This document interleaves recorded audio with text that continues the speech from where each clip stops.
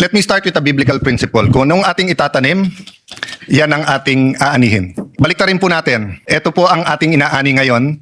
So balikan natin ano ba ang ating tinanim. So allow me to put on record 3 topics. First, ano ba ang karapatan at responsibilidad ng bawat senador?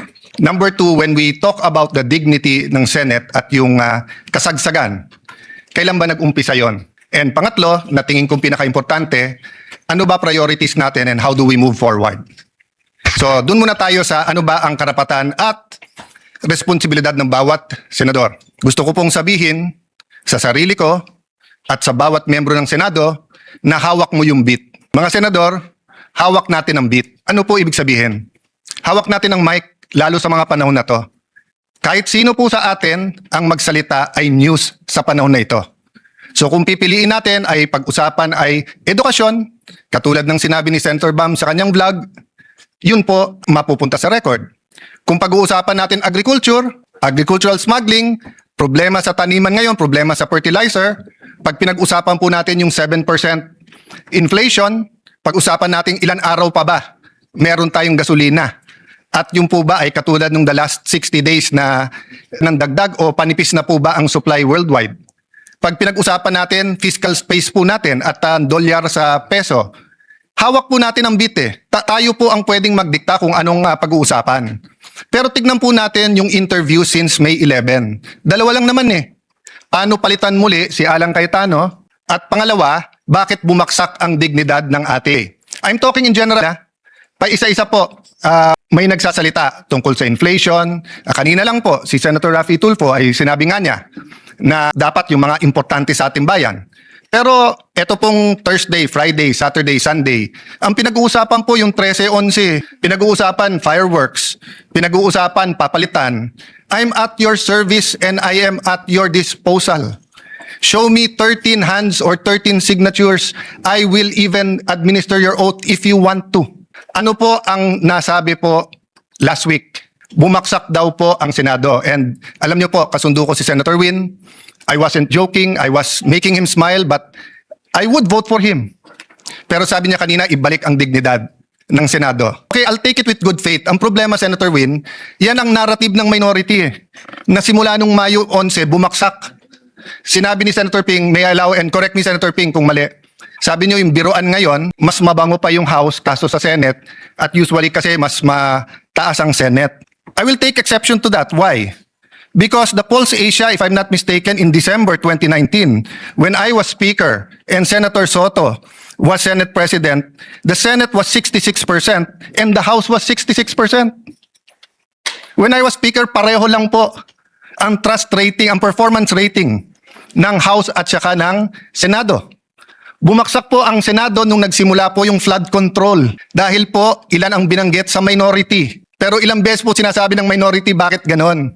Kapag ka minority, may insertion daw. Pagka majority, amendment. Una, napakaraming ghost, tapos konti na lang. Tapos si Senator Jinggoy, ganito daw in-insert. Tapos nung sinupina ng ombudsman, ang LBRMO, yung pong may hawak ng dokumento, wala naman pala. I won't go into that because I do respect the hard work that every single senator, may it be Senator Marcoleta, may it be Senator Erwin Tulfo, or our chairman, Senator Lacson. I respect the work. I disagree on many things, but I do not criticize. Did I say bumaksak dahil sayo? Wala po. Kasi hawak natin ang beat eh. Sasabihin nyo po, yes, but 24 tayo, yes. Pero kung 11 sa atin ang sinasabi, ang problema ay si Cayetano, palitan yan, at 13 naman tayo na nagsasabing con-as yan, at impeachment yan, etc. yan, di 24 na tayo na yan ang pinapakinggan ng tao. Hindi inflation, hindi yung ekonomiya, hindi yung teenage pregnancy, hindi yung tumataas na bilang ng mga may AIDS, hindi yung problema sa PhilHealth, hindi po nakawalan ng flu vaccine ng ating DOH. Napakarami pong issue. Mr. President, bakit po ba na yung linggo ng May 11 ay naging napaka-masalimuot para sa atin? At yun po ay naging bullseye para sa marami. First of all, hindi po nanggaling sa bagong majority na kapag ka nag-take over etong majority na to, ay i-dismiss po ang impeachment. Ang impeachment. Magiging partial ang impeachment.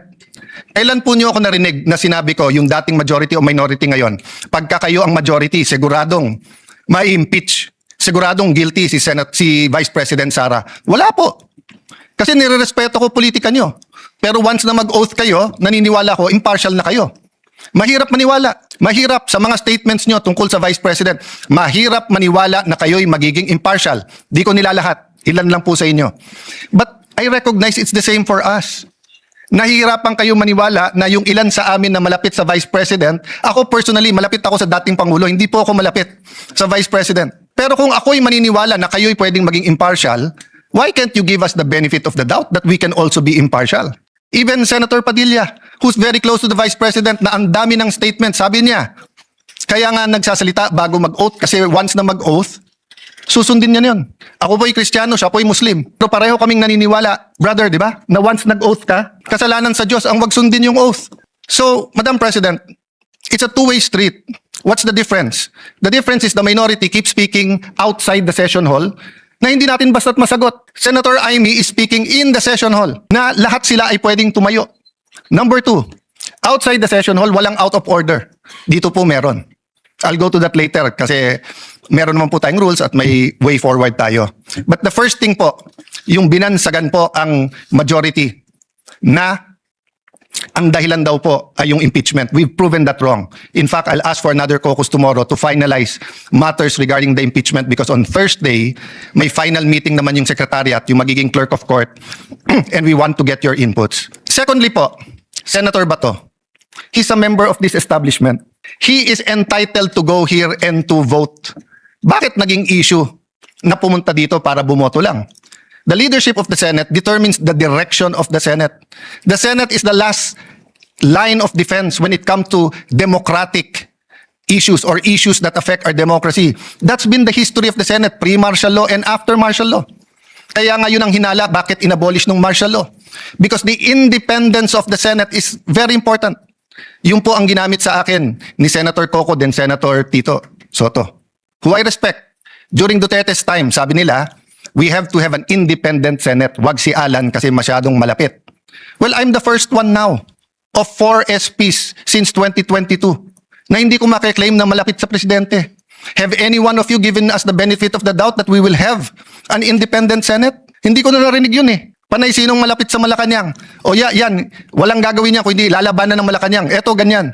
Yan ang usap-usapan. That's the not so secret. Why can't we bind together, minority, majority, and be an independent Senate? Not to confront the executive, to collaborate, but also as checks and balances. Last point po, before I go to a way forward. Ba't ba nag-umpisa to at ba't ba nangyari yung May 13? Can you show the video kung anong ginawa sa ating empleyado? Madam President, can I have permission? This is a very short video. It's of public record. I just like, and I want to honor Senator Migs kasi siya tumayo at sinabi yung ginawa kay Teddy tama. But I didn't know na ganito pala ang problema. Wag na yung buong video ng buong pangyayari ng May 11. Yun lang pong ginawa kay Terence Lim. O before that, baksak na siya dyan eh. Before that, Madam Chair, may I ask, kahit na naghalo yung video, but yung palabas pa lang, okay, can you, I will say what it is, but can you show the video yung from the start, yung nanggagaling sa loob? Okay, so what happened is that we ordered, arrested, because they were held in contempt, yung mga NBI agents who nakipaghabulan kay Senator Bato. When they were leaving the building, nagtutulakan, kinuha ng mga taga-NBI at ginulpe si Terence Lim. Just to clarify so that everyone knows, Terence Lim is Senate Security. Is Senate OSA, our employee. Yes. At yung isang taga-OSA naman ay hinarangan at tinabayhan ng isang taga-NBI. Nung gulpi at dapa na siya, lalo pang ginulpe, ayaw siyang palapitan sa medical. At nung siya'y binuhat, dinadala siya at pinosasan at dadalin siya sa sasakyan ng NBI para dalhin sa NBI.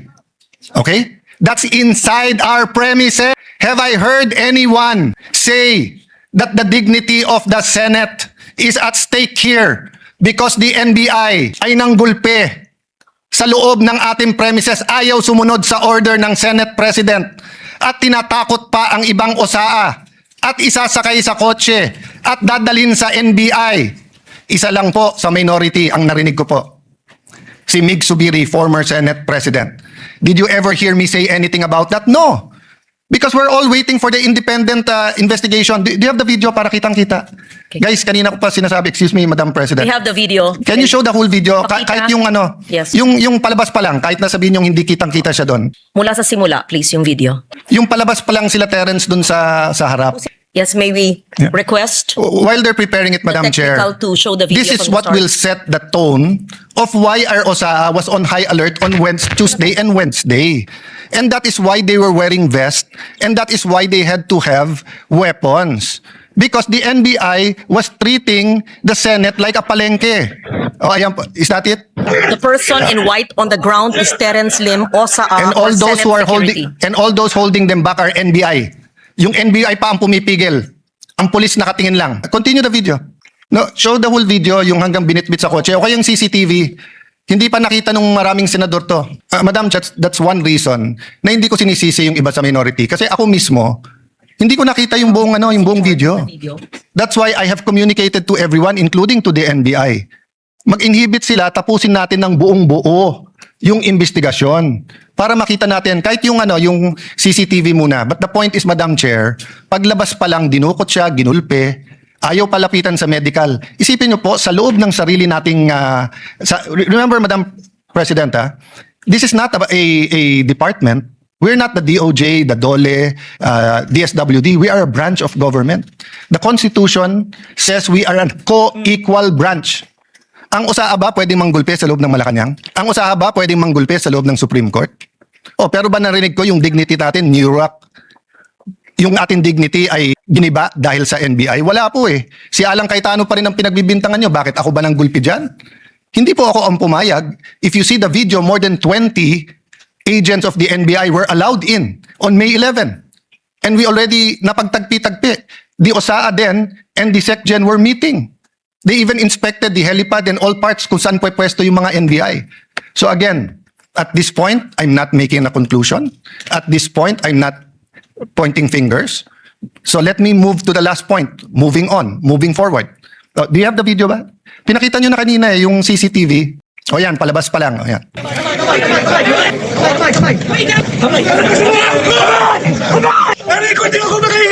Ilabas mo kasi kamay mo! Binubugbog si Terence Lim na OSA Senate employee. Binubugbog ng NBI sa loob ng Senate premises. At nung binugbog na, ayaw pandalin sa medical. Ayan, nakatayo na. Oh. Footage ng GMA yan. May footage din na dinadala sa kotse ng NBI. Pwede ba yung USAA na kunin ang taga-PSG at isakay ng sasakyan ng Senate at kunin sa Malacanang? Pwede ba yung USAA pumasok Supreme Court at kunin yung isiti ng Supreme Court at isakay? Yan, pinusasan, isasakay sa sasakyan ng NBI. Yan, tingnan nyo sa kaliwa, yung mga taga-NBI, pinipigilan yung ibang USAA na tulungan si Terence. Pinagtulungan ang isang Senate Security OSA Terence Lim ng mga taong allegedly, I'm not sure who they are, within Senate premises na nambugbog.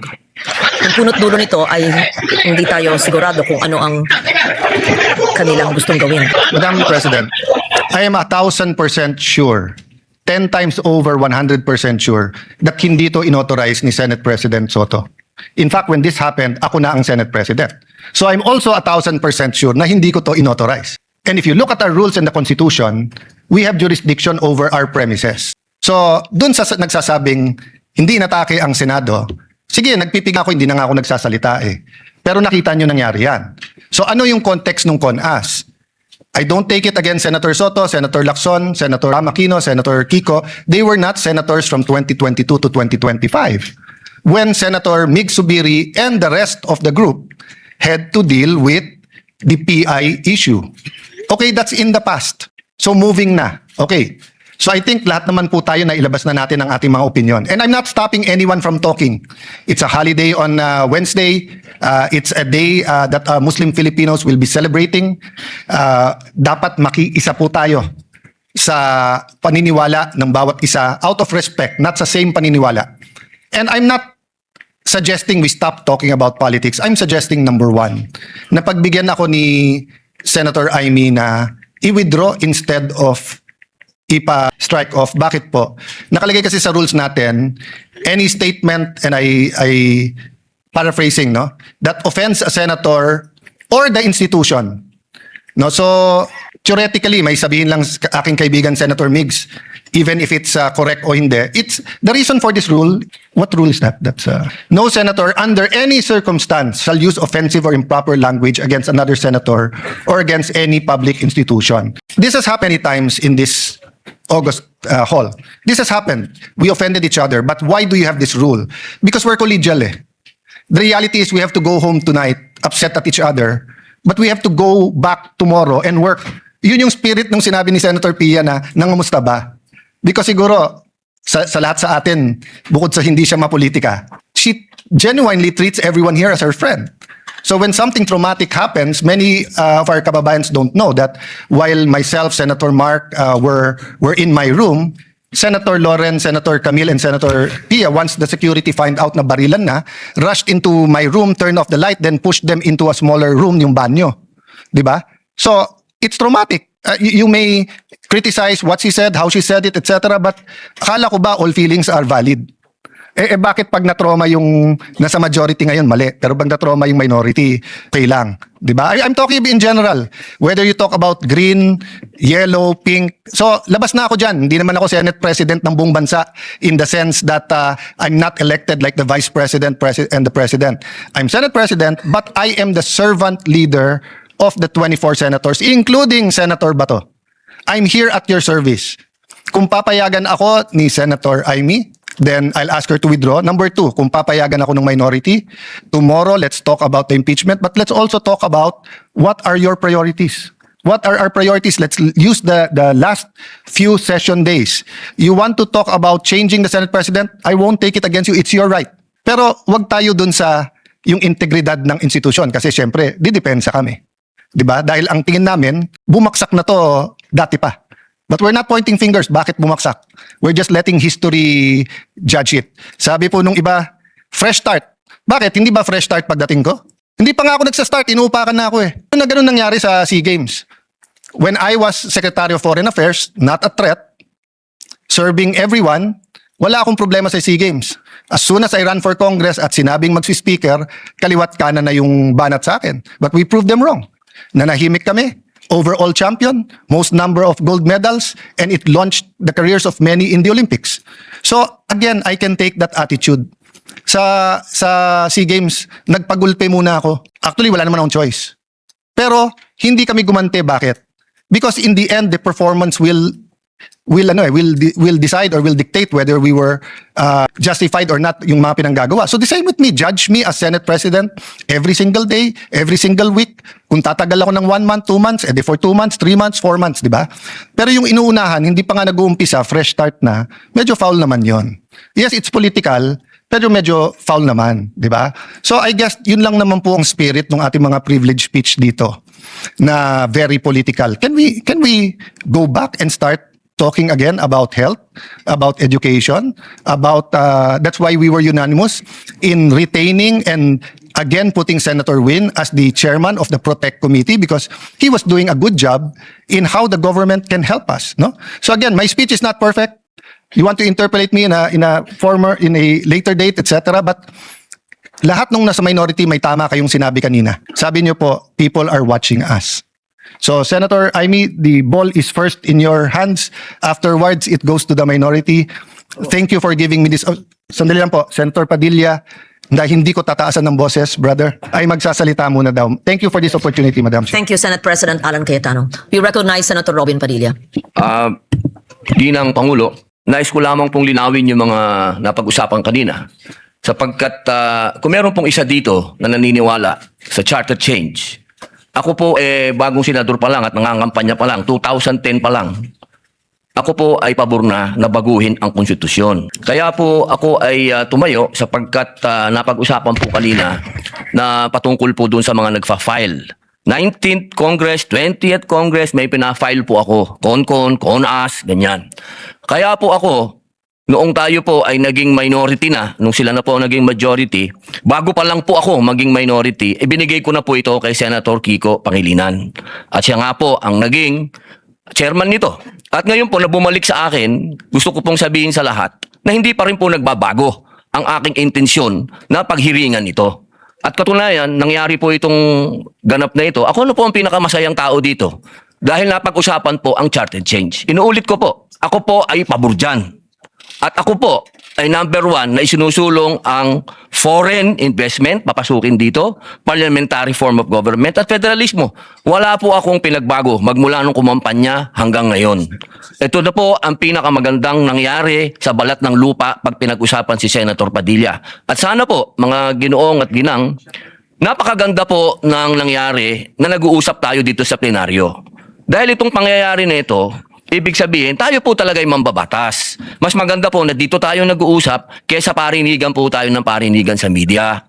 Ito na po yung pangarap ko. Ito po yung Westminster na sinasabi. Mag-usap tayo, magdebate tayo. Ito na po yun. Kaya sana, mga mahal kong kasama, tanggapin niyo po ang aking pasasalamat. Maging hindi payag sa charter change, isa lang ang totoo. Maraming salamat po. Thank you, Senator Padilla. Ako na. We recognize once again Senator Amy Marcos. Yes, maraming salamat po, Ginang Pangulo.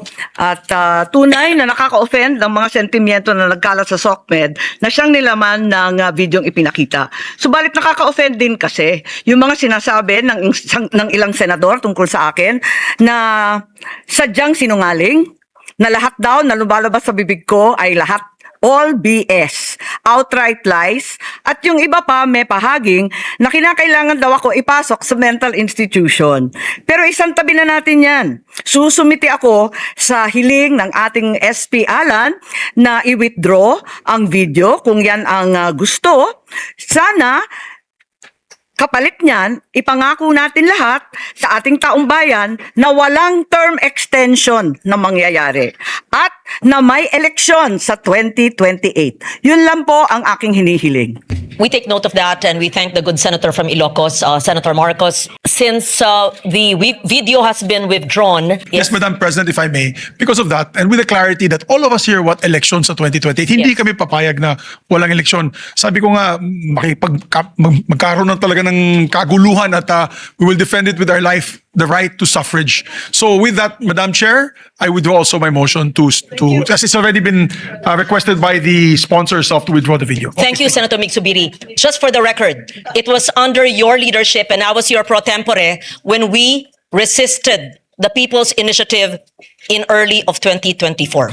Yes, so we take note also of all the messages of support in relation to not having a constitutional or constituent assembly leading to a no election scenario. Magkasama tayo noon na nagtanggol sa ating institusyon para wag matuloy ang People's Initiative at ang iyong distrito at ang aking distrito rin sa Antique ang iilan lamang na hindi pumayag sa PI. Let that be on record. Salamat din kay Senator Marcos. Valenzuela din kay Senator Sherwin Gatchalian. Thank you.